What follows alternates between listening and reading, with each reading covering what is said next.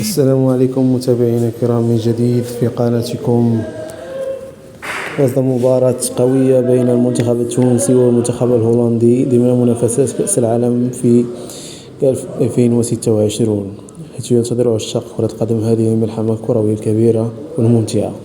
يدخل المنتخب التونسي بهدف نتيجة إيجابية من أجل الجماهير، خصوصا بعد الأداء الباهت الذي قدمه المنتخب التونسي في المقابلتين السابقتين، فيما يطمح المنتخب الهولندي إلى مواصلة نتائجه الإيجابية وتأكيد قوته داخل المجموعة، مستفيدا من خبرة لاعبيه وإمكانياتهم الفنية الكبيرة، حيث هذه المواجهة ستحسم صدارة المجموعة بين اليابان وهولندا، وحيث سوف يكتشف المنتخبين الطرف في الدور المقبل.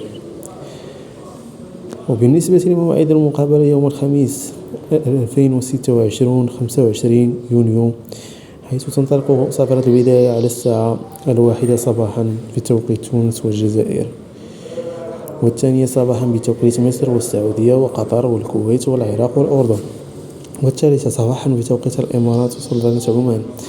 فمن تتوقع أن يحسم هذه المواجهة؟ اتركوا لنا تعليقاتكم حول نتيجة المقابلة، وشكرا لكم على المتابعة، والتوفيق للمنتخب التونسي الشقيق.